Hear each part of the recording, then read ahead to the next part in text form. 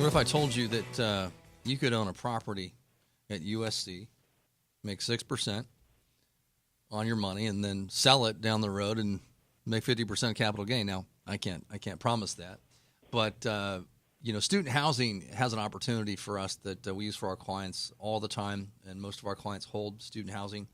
We're talking more here with Brian Nelson of MB Private Capital and talk about why do you want to own real estate, hard assets, and why student housing in your portfolio. So, Brian, we were talking about student housing again, talking about the differences between regular real estate, and one of the things that I was alluding to that we didn't finish was a lot of people think they own real estate, Brian, in a mutual fund, right? They say, "Well, David, I already have real estate," and one of the problems with that in 2008, I believe real estate funds were down about 40%.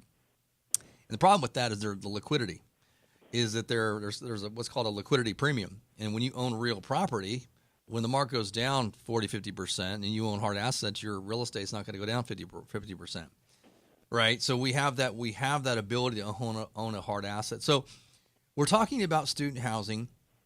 We're talking about the benefits and the lack of cyclicality of that investment, meaning that we own property at USC, Notre Dame. When the economy turns around or turns down, that we're probably closer to than not with everything that's going on. It's the only asset that I can find that I like, that I'm not worried about the next recession. So let's keep going here, Brian. Talk a little further about what you guys do, the properties that you own, and let's talk about the fund that you have. And I think we'll go from there, and then about 1031 exchanges and how we can increase existing clients' real estate and having more performance. Yeah, happy to. And just to kind of dovetail what you were talking about, from 2008 to 2010, student housing was one of the only, if not the only, real estate category where values went up between 08 and 2010. So just think about the heart of the recession that hit real estate so hard. And here we have an asset that's actually values are going up. And so a lot of people at the time thought, hey, this is a contrarian play. This is what you do when the economy sours. And yet they've continued to go up every single year since. But we're still finding markets where we haven't seen that run up yet. And so part of our strategy is to go find markets that we believe 4 or 5 years from now will be really appealing to a lot of the big groups that you talked about earlier. So these endowment funds and REITs that are really falling in love with student housing. But they're going to buy what they know, and they know a lot of the big schools or the big markets. And we're finding the fast-growing schools, Tier 1, Tier 2, all around the country. And we're looking for good buys on properties we think we can keep full or near full, that cash flow really well, that will shelter all of the income, which is great about commercial real estate and depreciation. Student housing happens to be very friendly for depreciation. So our model is to just really focus on 30 or 40 fast-growing schools where there are barriers to entry, so demand growth is consistently outpacing supply growth. And we do 2 models. So we'll go out, we'll find an individual property that if we think we can get it for 15 to 20% below market, get great loans. Typically we'll do agency financing, so we get really inexpensive debt. And we'll put these deals together. We'll structure them to be available as an individual property for anybody looking to do a 1031 exchange. And it's great. So for a lot of folks on the 1031 exchange side, I know we'll get into the details, but it's a great exit strategy for highly appreciated equity. So if somebody's owned a property in let's say, La Jolla for 20, 30 years, the property's getting older, the owner's getting older, they don't want to deal with the tenants any longer. This is a way where you could sell that property for all the taxes and roll into 1, 2, 3, or 4 properties that are now income-oriented, passive management, so you don't have to deal with a tenant again, but at the same time, you're now collecting a really nice tax-sheltered paycheck every month and not lifting a finger. And so that's the value proposition. I think that's very well valued right now.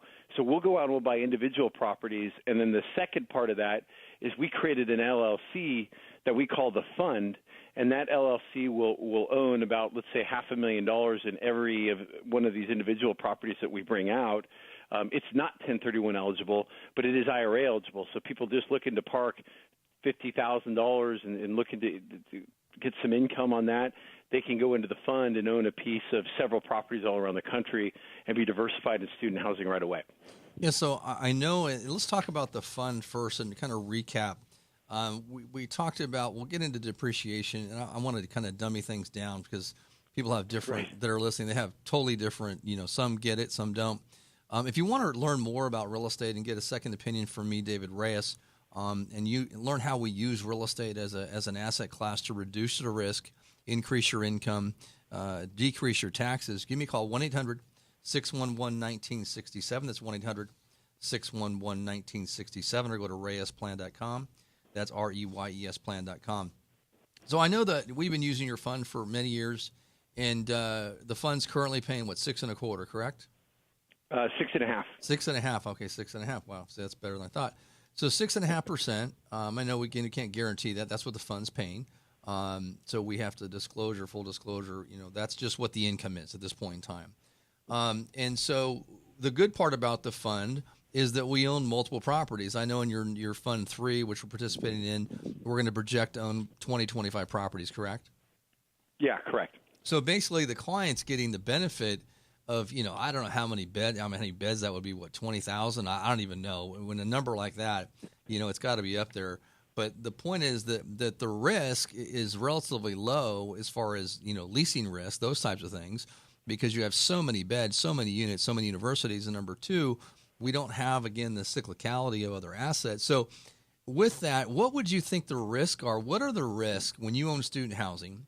The fund obviously is very diversified. I mean, in the fund itself, where would be the risk if you're owning 20 properties? Yeah, great question. And that's really why we're so bullish on this category is we think the risk-adjusted return is fantastic. And that's even before you apply the tax benefits. I mean, after that, we think it's very unique and extremely compelling. And that's really why we think it's such a great opportunity. And it's just a matter of time before more institutions and REITs and what we call smart money starts getting into it. And they already are. 2014, student housing was a $3 billion industry in terms of annual transactions. Last year, it was over $10.5 billion, but we think it'll be over $15 billion over the next 4 to 5 years. So as it continues to mushroom, we think there's some really good buying opportunities. But I think the biggest risk, just like any business, I mean, really at the end of the day, we're buying a business. And you look at what can impact what your greater risk is, and that would be in the fund, you're pretty well spread out. But if some of the individual properties couldn't have enough revenue to cover their expenses and the mortgage payment, at some point in time, there's always the risk of foreclosure. So what we try to do is find every way we can to prevent that risk. So we'll buy properties that have a debt coverage ratio. This is probably detailed, but how many times does our net income pay our mortgage? Mm-hmm. And we try to be at least 2 times. And what that does is that gives us a really big cushion. So we can have a terrible year, 60% occupancy, and in many cases still make all our expenses and our mortgage payment. So we try to mitigate the biggest risk. But at the end of the day, it's vacancy. And what would drive vacancy? Exactly. And if we buy really close to campus at a big school, it's really hard to have vacancy that gets to the levels where you're at risk. And so while there's always going to be risk inherent with real estate, we think we've done everything we can to mitigate that. So I think your more reasonable risk in the fund is that instead of 6.5 as our targeted income, we have a couple properties that are struggling, so we reduce the income, and we might have an off year where we pay 5.5%, for example. That seems to be the more realistic risk. Well, because when I sit down with clients all the time that we present this to, which is pretty much all of our clients, just because it's an asset class they have no idea about, they don't realize the returns they can get in the 6% range and the tax shelterability, the depreciation that we've talked about, and we'll kind of expand upon a little more. But it's just an asset class that's hard to, when you talk about the fund itself, because it's so diversified with these 20 properties, and when you have a 2-bedroom apartment that has 4 kids, I mean, just the math is, I always say things got to make common sense. Well, if you have twice the amount of tenants in an apartment building, I think you're going to make more cash flow, right? So, right. I mean, that's kind of the first thing when I talk to clients about it.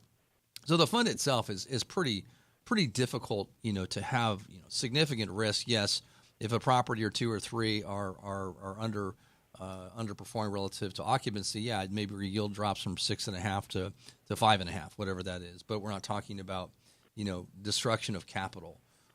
So that the fund, to summarize the fund, The fund owns it's going to own 20 properties. I think it owns 6 or 7 right now.